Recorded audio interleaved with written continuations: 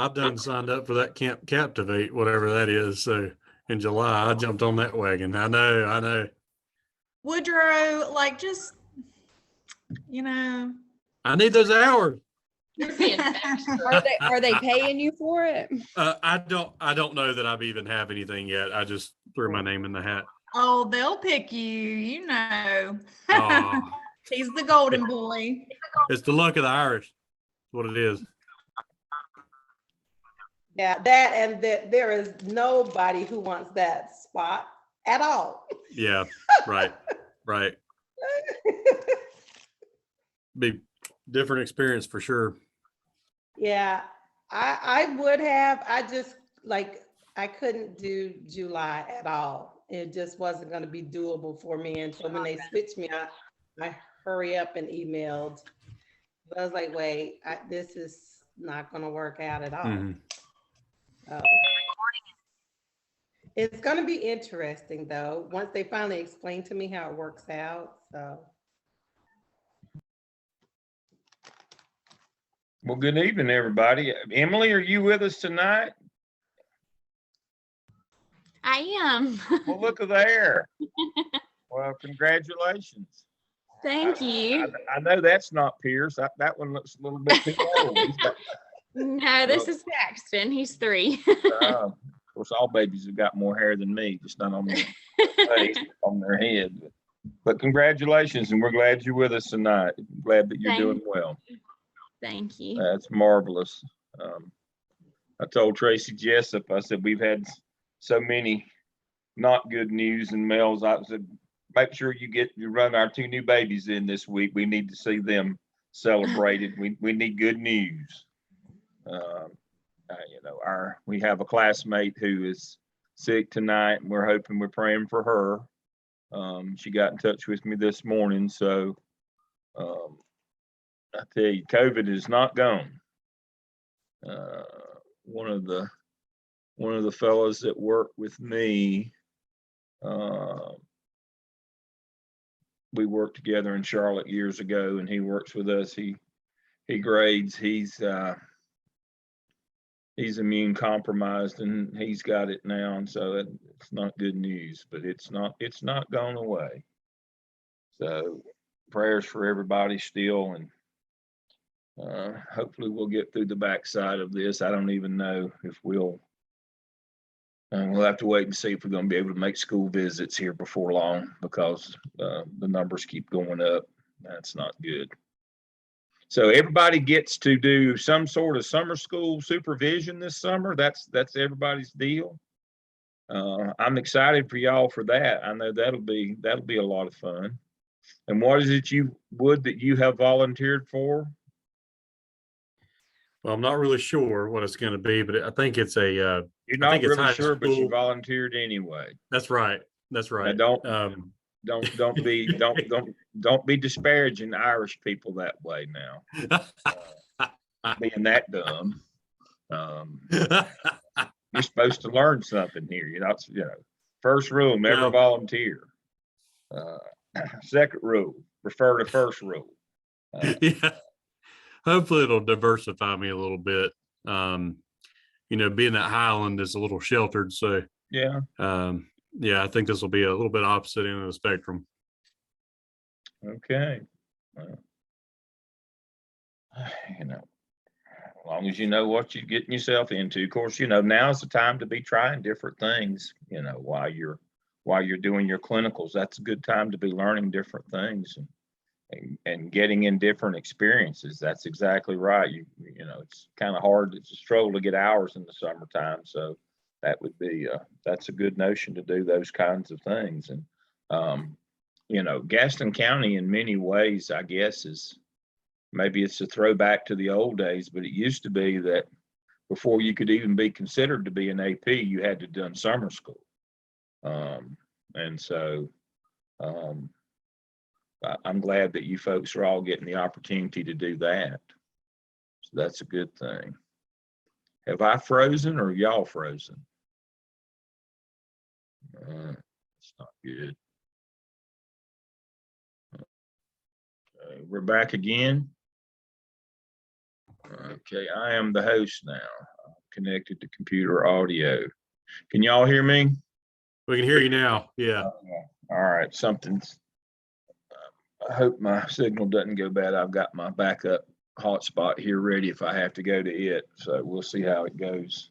Sometimes it gets stormy. But no, Gaston County, as I was referring to, Gaston County it's kind of a throwback to the old days. When I came along, you could never got hired as an AP until you had run summer school. That was just part of the process. And so I'm glad to see that again they have a transitional time. You can see how things go. You know, one of the biggest problems back the day that was before Tim's and before it was routing all the buses for summer school. That was a big deal. And so hopefully that won't throw y'all for a loop. You should have some help on that, but it's very good training and it works out well.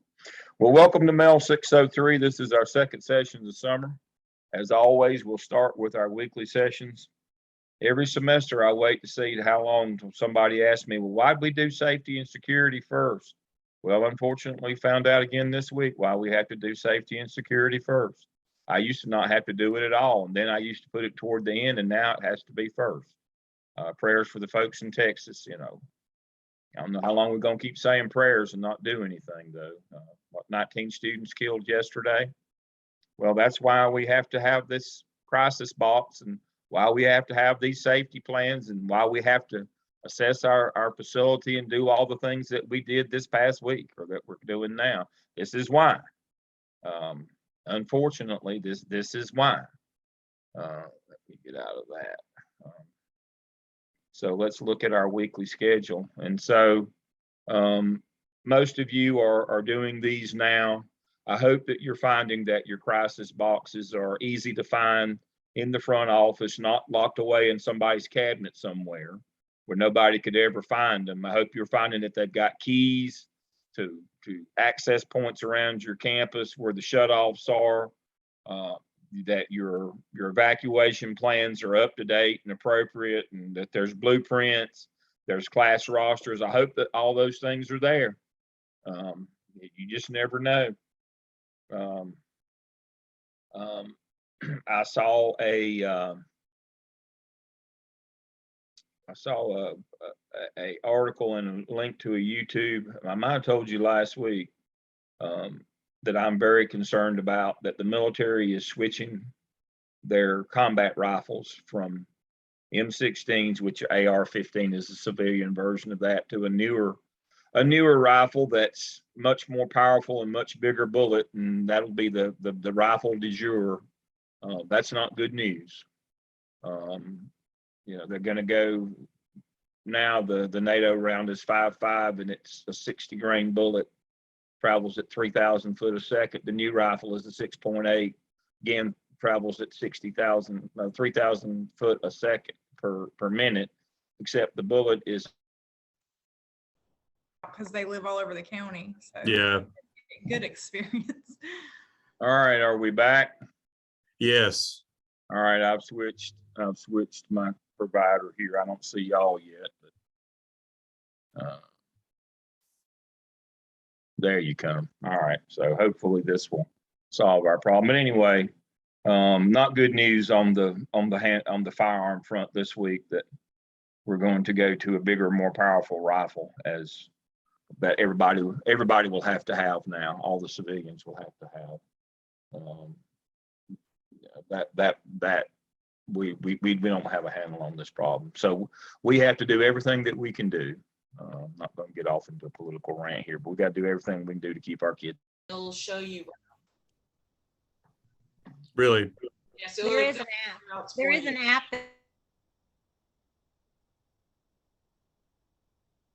Keep losing y'all.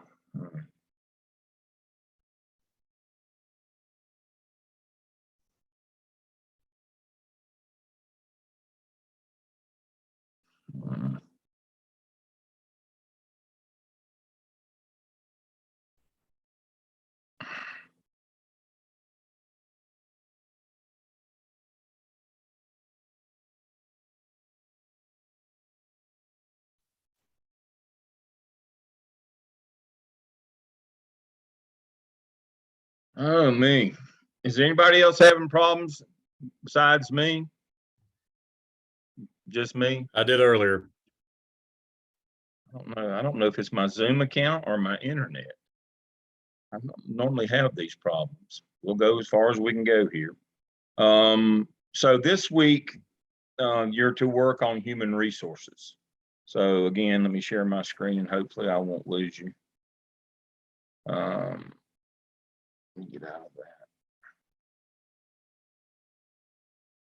All right. So interview an administrator concerning human resources practices. This should include position openings, job announcements, obtaining candidates, interviewing process, hiring process. Also inquire about employee assistance, compensation plans and benefits. Finally determine how position opening, job announcement, obtaining candidates, interviewing, hiring process is conducted in your district. So everybody's district is different. The law is the same for everybody, but how it's interpreted is left up to the district. Now, what that means is this: every district doesn't post jobs the same way. Some use AppleTrack, some use the paper, some do their own website. Some of them post on that Teachers for North Carolina DPI website. That's up to the district how they want to do that. And then once they get applicants in the flow, who does what, where, and when is up to the district as well. Who goes through them? Do you have somebody in human resources that checks their references, does the background check? Do you have somebody that verifies the transcripts? All of those kinds of things are kind of up for grabs. And you have to know how your district does it, because if we looked at our court cases, the next one that comes up after the ones we talked about last week is in 1969, the Tinker versus Des Moines case. Now, that case spoke specifically to due process for students in a disciplinary manner, but it also opened the door that schools have to operate under due process in everything, whether it be hiring, whether it be discipline, whether it be exceptional children. Due process is the name of the game. Now, there's two functions in due process. Make sure that you understand that. There is substantive due process, and that's what the law says you're supposed to do. But then there's procedural due process of how you actually carry that out. And that therein lies where we get in trouble too many times, especially in personnel. Due process law, Equal Opportunity Employment Commission, federal law says these are the things you have to do.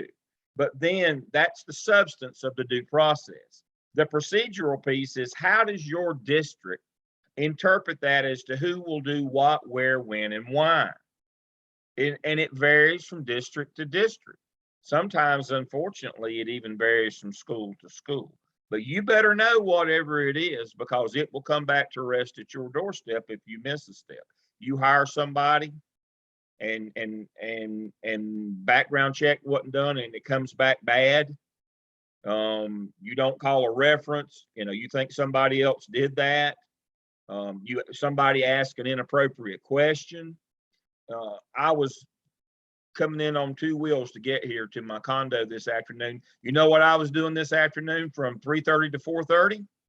I was in interview EEOC training for interviewing. I'm on a search committee at the university, and it doesn't matter that I teach this for a living, that I teach law for a living and do personnel law. It doesn't matter. Every time you're on that committee, we have to go through all those things. What, the appropriate questions to ask, not to ask, who's going to ask who, what, where, and when. All of those things have to happen, and you have to know that. Now, let me juxtapose this for you.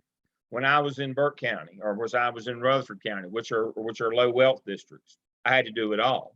When I was in Charlotte Mecklenburg, as I've told you, I didn't have to do anything, just show up and look pretty, wear a nice suit, comb your hair. I had hair back then. And all I had to do was call my analyst at HR and say, send me 3 candidates, and I picked the one I wanted. I didn't have to do references. I didn't have to do background checks. I didn't have to call anybody. I didn't have to look at I didn't have to do any of that. You know, do a curriculum evaluation or any of that. I didn't have to do any of that. I just picked the one that I wanted. We had people in HR that did all that for us. When I was in Burke County, I had to advertise in the paper. I had to call their references. I had to evaluate their transcripts, you know, all the things that I had to do it all. Had to come up with my own interview questions, had to do everything. Charlotte didn't have to do anything. And that's kind of the, you know, that's the alpha and the omega. That and districts fall somewhere on that scale. But you got to find out at your school who does all this stuff. Where is the role for me in this when I become an administrator in this district? What are the boxes I've got to make sure that I check? Because if I violate federal law, I only get to do that one time. And then I don't get to do it anymore. So that's a big piece, going out and finding out how it works in your district. Now, one of the problems with doing these group interviews for teachers, and you bring teachers in to do them, is sometimes they ask inappropriate things. They ask inappropriate things, and so you got to make sure that you coach them up, as we say in the business, before you ever turn them loose to ask these folks questions. You know, stay away from gender identity and age and race, and religion. Stay away from all that stuff. Now, to that end, under our Zoom session 2, I have 2 marvelous ladies that work with me, and one of these days I hope you'll get to meet them, and maybe I may have them teach with me at some point down the road with y'all. Where it says Dr. Caton and Dr. Maraglia's folder under Zoom session 2, there are some wonderful things in there, and one of them is, if it will open this evening, is interviewing 101. The stuff that you can ask and the stuff that you can't ask. Now, I'm not going to read it to you, but that's a wonderful document that, again, that's what's used in Pitt County. She's principal at Aiden Grifton in Greenville. And this is what they used when they work with a team of teachers to interview, you know, for teacher openings. If it's going to be more than the principal, there's going to be other people there. That's what they use to make sure that the folks that you have don't ask inappropriate things. I went through the Gardner Webb. I've been through it a dozen times. It doesn't matter. I went through it again today. Don't ask those questions. Don't ask them where they're from or who they're related to or any of those things. That's discriminatory. And so here's the background check instruction. They have to do their own background checks in Pitt County. That's very surprising to me, that they have to do that. And so they don't do reference checks, but I guess they consider that to be part of it. And so here's the background check. Child care, criminal check. Here's the things that they have to do. And they have to do that. They have to do that in Pitt County. I know that sounds crazy, but they have to do that. So interviewing, calling and doing references. So you need to find out what has to be done in Gaston County and make sure that you have the materials to do that. Now, in terms of employee assistance, you think, well, Dale, gosh, that sounds just, you know, so that they've got insurance, so they've got a chance to get annuity or whatever. Well, I wish it were that simple. But you need to find out, you need to interview the person who does employee assistance. And there's 2 reasons why. Number one, you need to be able to answer general questions. You need to know who that person is if somebody has a specific question. But the other is what programs do you have? Now, every district doesn't have the same kind of programs, but now I'll just tell you, when I was in Rutherford County, if somebody came in drunk or whatever, we could fire them, but not in Charlotte.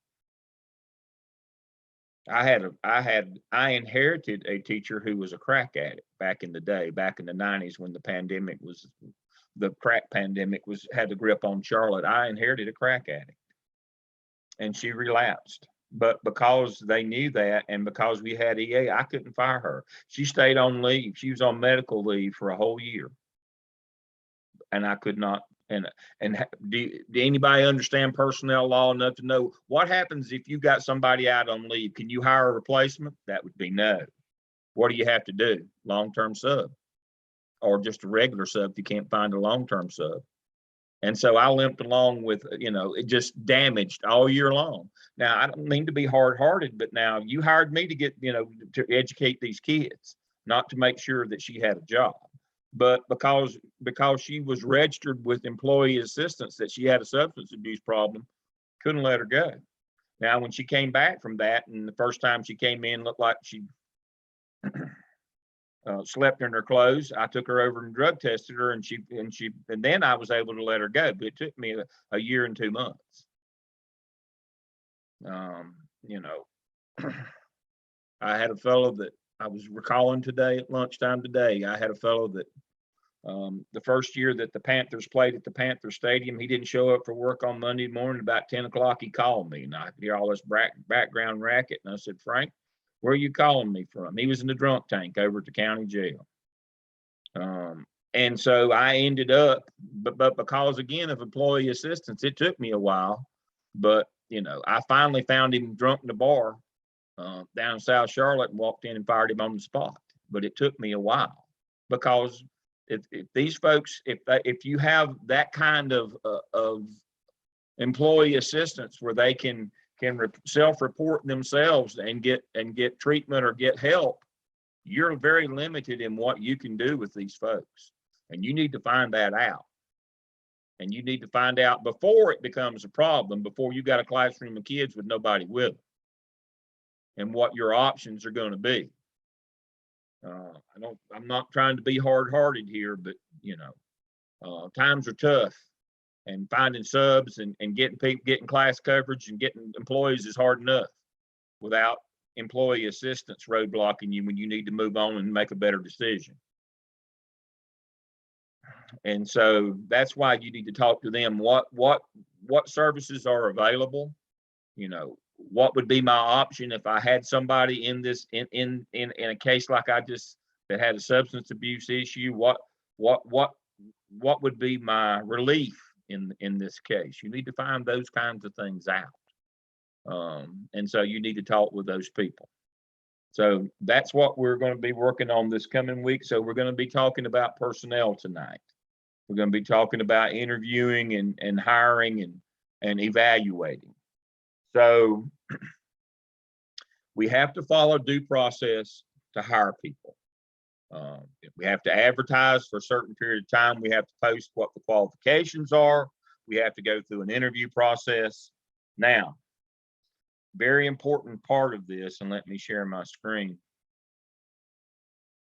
again, is, let's see.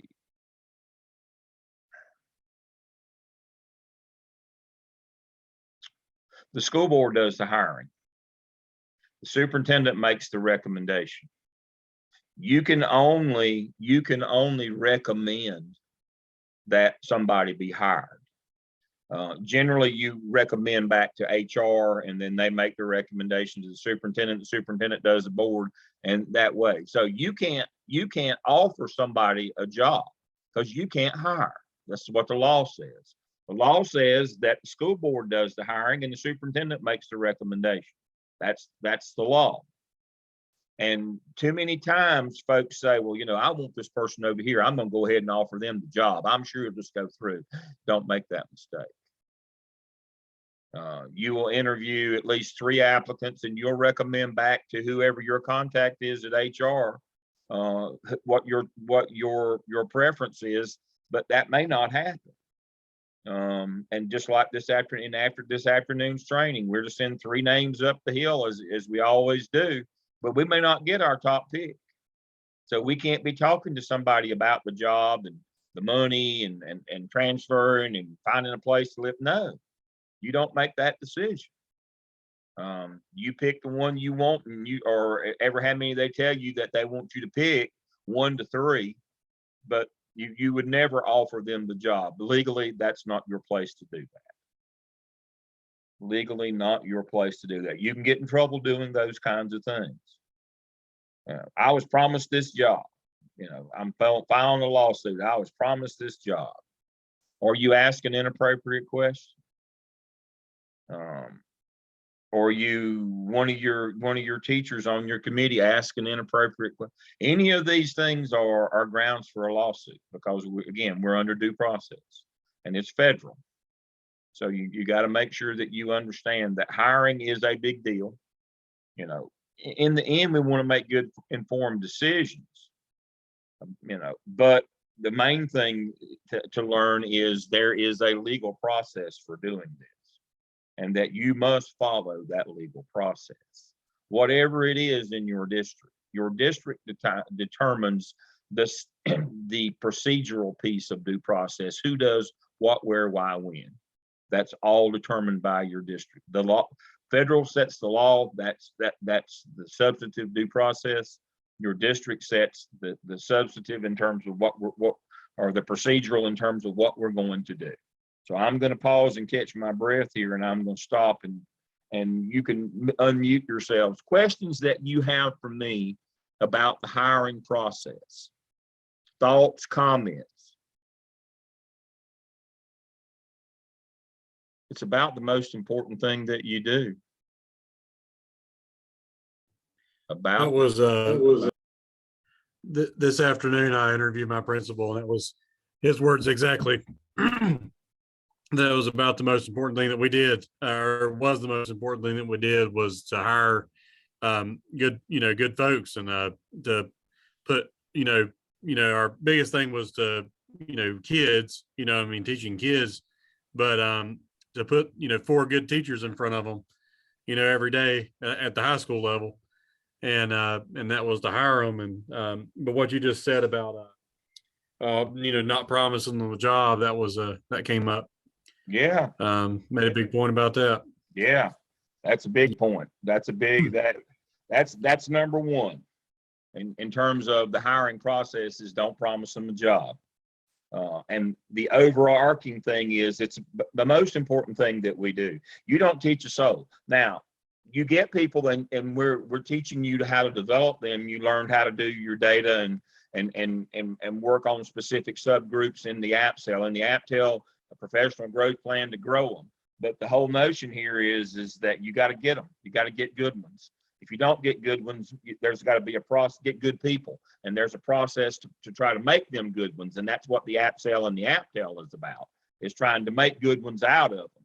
But you got to get good people, but you can't promise them. You just can't do that. Even though they might be interviewing somewhere else, and if you don't offer them today, they'll go. Don't make that mistake. Just don't do that. One of the gags that one of my famous stories that I tell in my doctoral group is this: not the greatest story ever told. It's the story of the greatest story ever told. And the punchline to the story is, I hired her. I was asked one time, and Advance said, I was just literally minutes away from retirement in Charlotte, and we were doing Advanced Ed, accreditation, and it was the last day, and it was Friday, and we went in that morning, and the guy that said, we're going off script today. I'm going to ask you one question. What have you done in terms of a contribution to the students of Charlotte Mecklenburg School District? And it was my group. And so we went around, we had the attorneys, we had, this assistant superintendent, this director, and the lady sitting, right here next to me was Stephanie Schoen.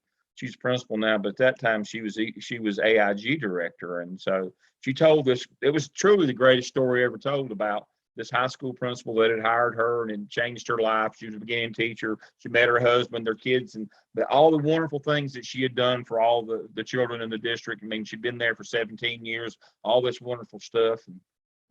And, and I knew the fellow. We'd been high school principals together. that was running the advanced ed group, and he was looking at me, and I thought, boy, it's lunchtime. I'm gonna get out of here. No way I can top her. You know, she just told the greatest story ever told. What am I gonna tell? You know, I can't tell any of the stuff that I do because I do bad stuff. That's my job as a deputy. But anyway, so it was like I was looking at my watch. It's 1 o'clock. We're getting out of here, and I'm not coming back this afternoon. I'm gonna claim there was a bus wreck on the west side or somebody got shot. You know, something like that. And so, but he looked at me, you know, just pointing his finger. You know, what's the greatest thing you've ever done for the district? And I pointed to her and said, I hired her. You know, but the rest of the story is that was a true story. I did hire her. And that's, you hope that your legacy is more than that, but that's a big piece of it as a school principal, is hiring the right people. And it's not always, there's not always great ones that come along. Sometimes there's not even good ones that come along, but you got to find good people. If you can't find good people, you're better off without. I mean, we read in the paper every day of all these people who do these horrible things to kids in schools. We can't keep doing that. We got to find good people. We got to do our best to do that. So that kind of talks about that kind of ends my rant on hiring. If you can't find highly qualified people, at least find good ones. If you can't find people you think are good people, don't hire them at all. Just don't expose children to bad people who might harm them. All right. Any other questions you have on the hiring process? Make sure you talk to your principal about that specifically. Ask good questions. Find out how it works in your district. That's the only way to know is, but again, it's different in every district. That actual procedural due process is different, and who does what, where, when, and why is different in every district. All right. So let's talk about evaluating teachers. Now, last semester, you got introduced to walkthroughs, just a 15-minute snapshot. I would encourage you, if you can, to do some peer observations. Now, you might have told me this before, but I'm old and probably forgot. Do y'all have the opportunity, or do you think you'll get the opportunity to get trained to do formal observations by the time you get through this program? That's on my schedule for y'all for the fall. Those things that they do with you on Saturdays, that's my number one. Have they talked to you about that yet? Being maybe that y'all can get trained to do formal observations in the fall? Well, I hope so. They said no.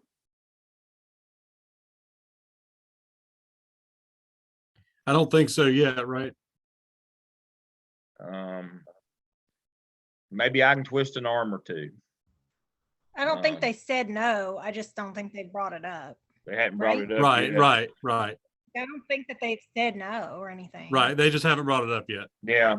Well, that's next semester in the curriculum semester. I'm hoping, beyond hope, that they will spend your Saturdays training you to do formal observations. It's about 8 hours of training. Y'all could knock it out in a couple of Saturdays. And that would be wonderful if you could do that. Because one of the drawbacks of hiring new APs or getting new APs is not being certified to do formal observations yet. And when that happens, it doesn't change how many that has to be done at your school, just fewer people have to do them. And if you've already are certified in Gaston to do formal observations, that will go a long way to helping you get a job. Now, I know they're going to plug you in, but again, if it's a coin flip and you've got that, then you'll get the nod. For example, if we were at a school and I was principal and 3 of y'all were my APs, and we had especially if we had a bunch of BTs, beginning teachers, that's a lot of observations to do. Anybody know how many observations a BT gets in their first year? That would be 4. And a peer observation. 4. That is correct. They get 4. How long are you a BT, by the way? 3 years. Yee. That's a lot of observations, isn't it? Observations take a long time. You got to have a pre-conference, got to have a post-conference, got to be in the room. What if you got something you got to follow up? If they're below standard, that's another time. That's another meeting. That's another day. And so schools are strapped with, to do observations, especially during this time when all this turnover is occurring and you're getting all these new BTs, especially some of them that are coming in, what we used to call lateral entry. What do they call them now? Residency teachers. You get all these observations to have to do, and one of your team can't do them yet. It would behoove you for us to get this training done if at all possible. And I'm making that a priority. I've already broached that topic. So hopefully we'll get that done. But doing those observations and working with those teachers is, again, it's not just the law that says that you have to do it. It's also, you need to be doing that if you're a school administrator. You can't be delegating that to somebody else. You need to know what's going on in the rooms of your building. That's very important. So let's look at our folder again. Let me share my screen. And close that one.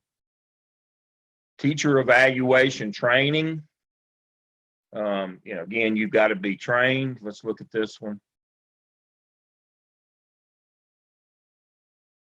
The NC teacher evaluation process. The standards for teachers. The first one, teachers demonstrate leadership. That's why we had you do the APTEL last semester. They know the content they teach, they facilitate, they reflect on their respectful environment.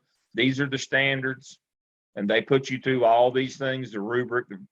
This is what goes along with that, and then they give you training and all these things. And then here's a copy of a peer mentor observations, the BT program, what those folks go through, and all the different checklists and all that. This one's from Charlotte Mecklenburg.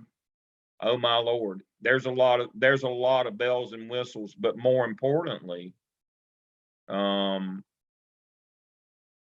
there's a lot of due process there again. What happens if you get to the end of the year? Artifacts matrix for teacher evaluation, evaluation timelines. Let's see if that one will open. It's open on the side.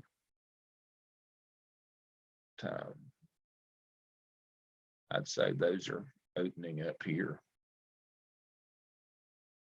I'll close that one. What happens if you get to the end of the year and you recommend non-renewal of a teacher? There it goes. And you haven't hit all the due process checks. You hadn't done all the evaluations. You didn't do pre-conference. You didn't do post-conference. You didn't give feedback. You didn't follow this calendar. Formal or informal, number 3. You didn't hit your dates. What happens if you didn't hit your dates? Can you non-renew that teacher if you didn't hit your dates? That would be no. And you say, Dale, you're going from the negative. When things are going good, this doesn't matter. But when things are going bad, that's when all this stuff kicks in, folks. When things are not going well, as we say in the business, it's all fun and games till somebody gets their eye put out, until something goes bad. Then everybody checks along the way. Did you put all the checks in the boxes? When you've got the best young teacher you've ever had, nobody checks this stuff. Everything's good. We're singing out of the same hymnal. Oh boy, we're having the time of our life, until you get one that's not too good. And then all of a sudden, did you hit all your time marks? Did you do all pre-conference, post-conference? Did you give feedback? Did you do all the things? Did you get a mentor in there and work with them one-on-one? Did you do all the things that you needed to do? That again, that procedural due process, that's what that last worksheet was, a due process worksheet for teacher evaluation, hitting all the marks on the dates. Did you do all these things? And if you didn't, the onus is not on them. The burden of proof is on you that you did all those things. They don't have to call you and say, I'm supposed to have one more observation before Thursday. They don't have to do that. If you don't show up, it's not on them, it's on you. Again, since 1969, due process is the law of the land in schools. Since the Tinker versus Des Moines case, it's also for discipline. Whatever the process is in your district, you've got to follow it. But it means that we have to do due process in hiring. We have to do due process in firing. We have to do due process in evaluation as well. When we're working HR, we have to do all those things. We don't have the option not to do those things. And so that's why human resources is so important, and why it's the 800-pound gorilla sitting on everybody's couch, because it is the most legalistic part of what we do. Even more than finance, it is legalistic. Everything is just, it is so structural and bound that you can't step outside of it. And so let me share. I had this up a while ago. I noticed it's gone now, but so I'll pull it back up. I think I've probably shared this with you before, but if I have, please pardon me for being redundant. See, this is what my professional growth plan would look like. I've entitled mine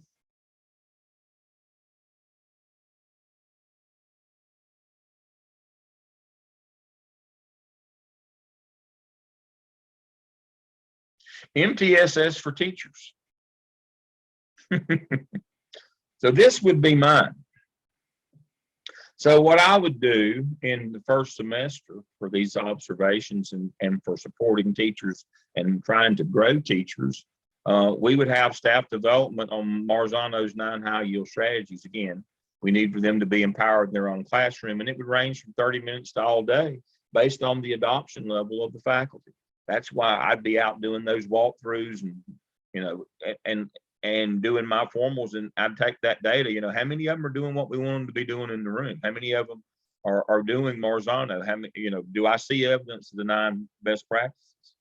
And I do that with everybody. And then, at the start of school in August, I would do PLC work on the lowest in terms of the strategies I saw the least the year before. We'd start with those, at least one of them in our PLCs, at least 30 minutes a week where teachers would bring that stuff in.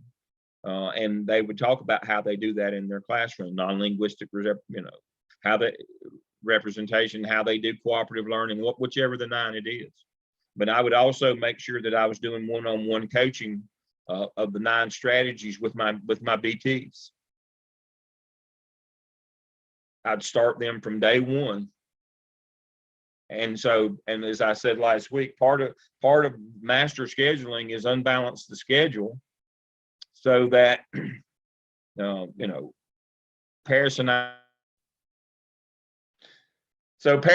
are in the same department. We're both science teachers. And it doesn't do any good for us to have planning at the same time, because what are we going to do? Talk about the ball game over the weekend? I need to be in planning when she's in class so I can go and watch her and learn something, and vice versa, so she can come and give me suggestions. And that's one of the things that we just don't do enough of. Did I freeze again? Of course I did.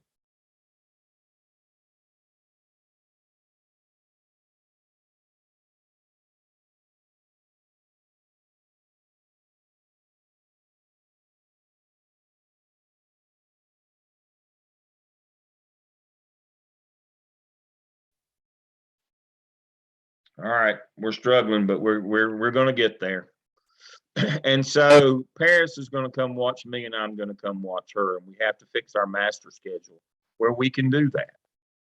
That's a big part of it, but we've got to get those BTs on that schedule right away. What happens if we don't start with that one-on-one mentoring right away with those BTs? How in the world can we get them to an action plan by second semester if we don't get them with one-on-one at the very beginning? Again, it's very legalistic. And so if we go back, and again, I'll probably lose you, but when we look at MTSS, I mean, we're going to put them on there right away. And if we do that, we can put those BTs on an action plan on January 25th, and we can do that notice of non-renewal by April 1st. But what happens if we don't get those BTs the first day of school? What happens if we don't get those BTs, if we don't get them that one-on-one mentoring that we've got to have for them? Again, this is personnel law. And in order to hit all of our marks on due process, there's more to it than just doing the observations. There's that support system that has to go with it as well. That's the piece that we forget, or emerging administrators don't know. They think, well, as long as I did the observations on time, I'm good on that due process. No, if you didn't have that BT schedule and working where you had those mentors working with them for that first semester, then you can't put them on a plan at mid-year. And if you don't have them on a plan at mid-year for at least a quarter on a plan to show improvement, then you can't non-renew them at the end of the first year. Sometimes I know this sounds, I know it's going to be hard to believe, but sometimes even I missed. Everybody I hired wasn't Stephanie Showen. She was one of the best teachers I ever saw, period. She was the best first year teacher by a mile. But I had some snafus too. It happens. Trust me, it happens. I had 37. I took over a junior high in Charlotte. I had 37 openings. What's the probability that all 37 of them are going to be winners? Same as my hair growing back, none, or next to none. And so you've got to give yourself due process wise some room to work. So you got to follow all of the laws. And if you don't have a support system for those BTs, I'll figure that out later on, or we'll catch that later. We'll work that out, or that master schedule really won't do that. And even if you appoint them a mentor, but all Paris and I do is sit in the lounge during our planning time and talk, and you didn't provide any actual mentoring, you're not going to be able to, your hands are going to be tied. You're not going to be able to do the kinds of things that you need to do to improve instruction in your school. So all these things, this due process all ties together. So we've talked about hiring them, we've talked about evaluating them, we've talked about mentoring and doing the things that we need to do. That's kind of runs the gamut of personnel. We got a professional growth plan. We're going to try to develop them. You developed that last semester. That's, by the way, if I didn't tell you last week, OMA Task 2 is simply, crap, I froze again. Y'all are back? Y'all back? Can you hear me? All right, this is real important in case I lose you again here. OMA Task 2 is simply Tasks 1, 2, and 3 of the APTEL with the labels taken off. It's a simple copy and paste. Take you an hour or less to do all of APTEL Task 2. Why did we have you do that growth plan before we had you do a master schedule? To make sure you know that piece of, I've got to have certain teachers mentoring and other teachers, and that has to be allowed for in that master schedule. That growth plan that you put together, that's a big piece of your master schedule. Again, that's legalistic, it's due process. You have to have that.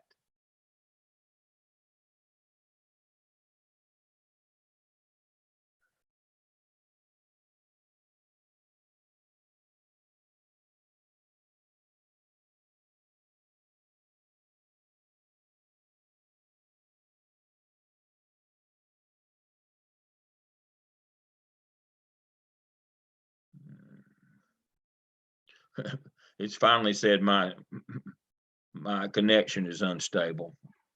I think I already knew that. Can y'all hear me? Am I back again? I apologize. I'm usually better than this.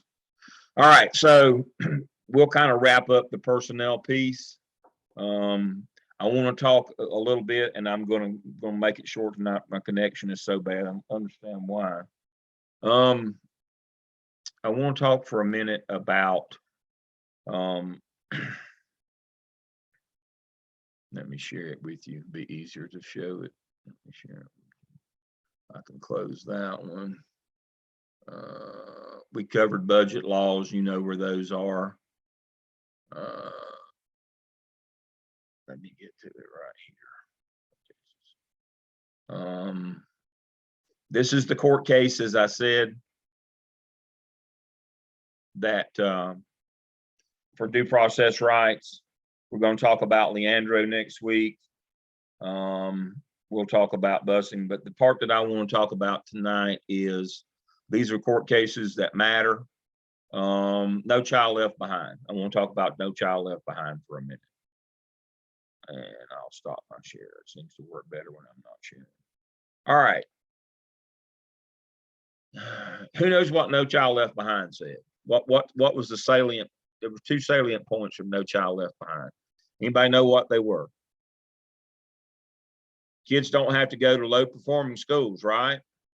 Academically. Yep, that's what it said. But it said something just as important as that everybody forgets. It said kids don't have to go to persistently dangerous schools either. And so it's a they'll have. Where does that come into tonight's conversation? Well, it's real simple. We know that if your school is low performing, that we'll reconstitute or we'll let kids go somewhere else. It's the same way on the disciplinary end. You have to understand that. I lose you again. Everybody back. And so I'm going to cut us short here in an hour tonight because of this is getting to be ridiculous. But the law is very clear. And one of the things that we have to make sure that we do is we hire good academic teachers, and that we hire good teachers who supervise and take care of their kids well, and that we run a school that is safe for our students. And that's a piece of that, hiring good people as well. Is everybody good on the OMA?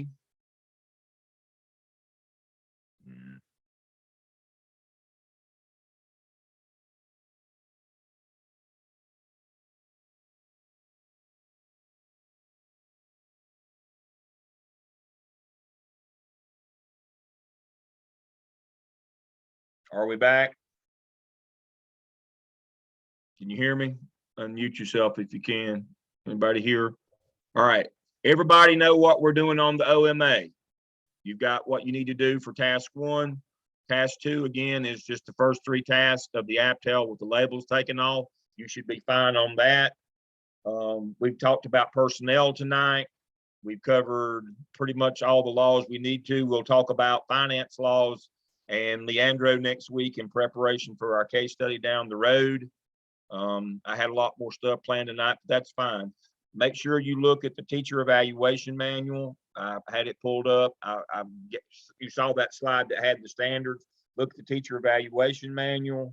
Let me share my screen, see what else I had for you tonight. Talks about.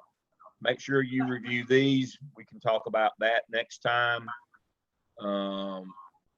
Sample of questions that you can ask. And this is the evaluation manual for you. Teacher evaluation. I was going to show you some things in this tonight, but we'll wait. We're good on that. So we're good to go. So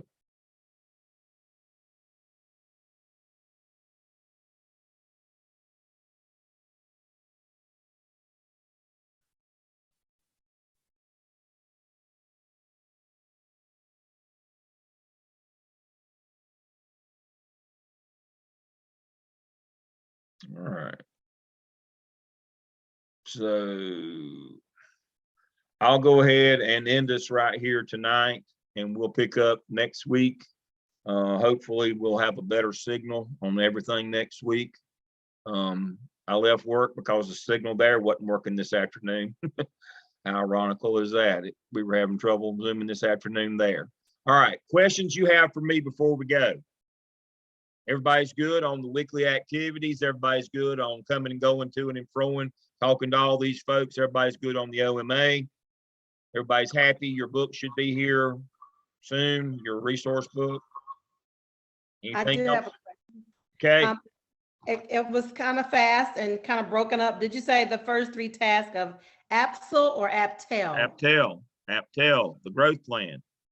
Thank you. If you read task 2 of the OMA, you'll see, oh, that's the growth plan that we did. Make sure that you include the actual graphic organizer of the plan.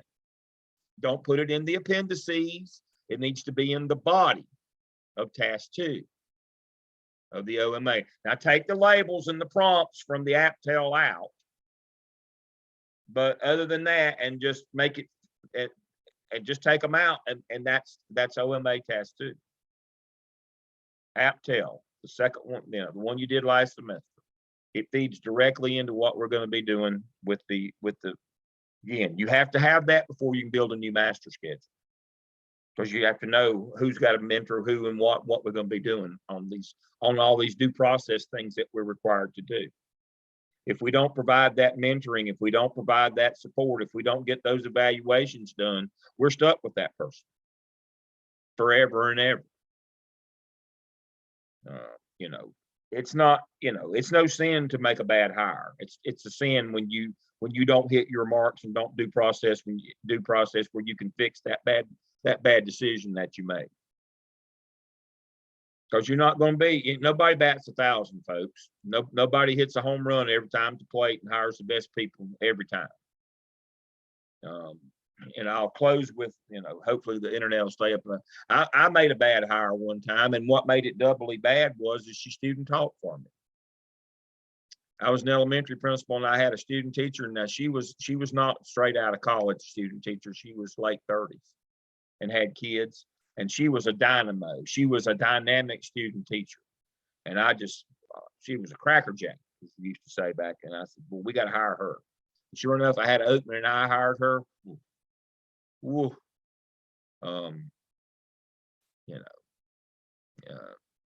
She used it all up during student teaching. Let's just say that.